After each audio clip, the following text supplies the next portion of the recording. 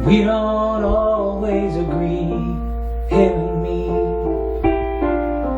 I'm not always so nice.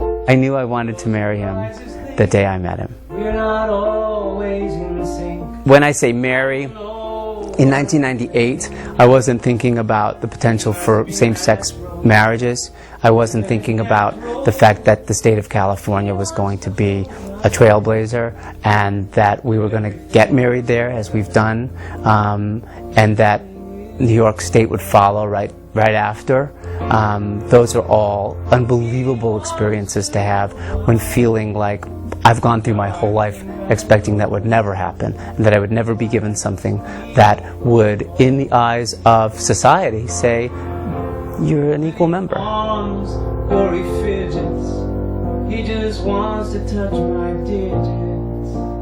Hi, I'm David Block, and I'm going to tell the story of how I met my husband, Andrew Lippa.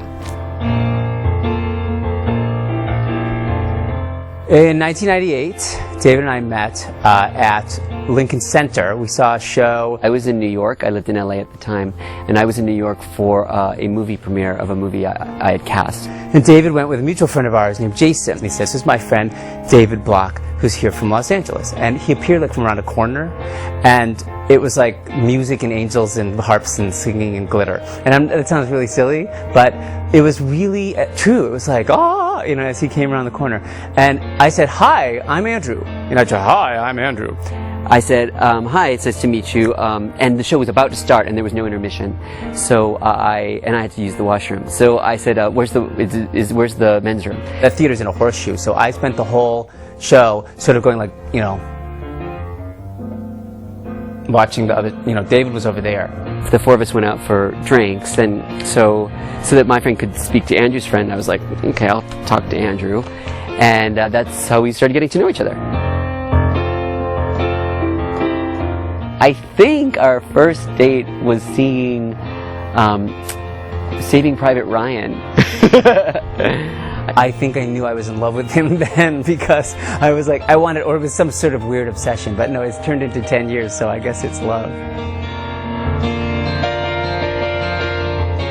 As I got to know more and more about him, although I didn't have a list of necessarily of anything I was looking for, if I had a list, I started realizing that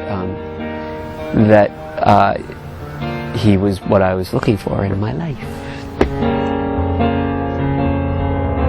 When You're a Good Man, Charlie Brown opened, and I went out to New York to see You're a Good Man, Charlie Brown, and he introduced me to his parents and was so concerned about what, you know, I would think of them so that I would like him, and I saw how good he was to his parents.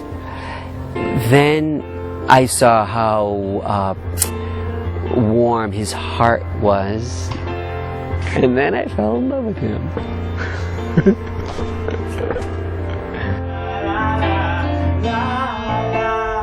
There really wasn't a proposal per se.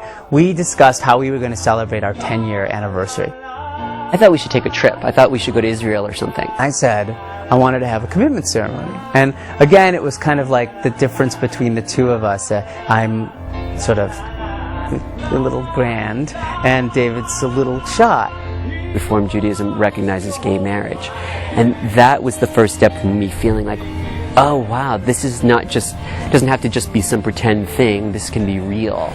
Ultimately, I really just kept on going back to just a plain gold ring, and I thought to myself that the reason that I did that, I think, is that I never thought I'd have a wedding ring, and so I guess I just really went for what really looked like a wedding ring.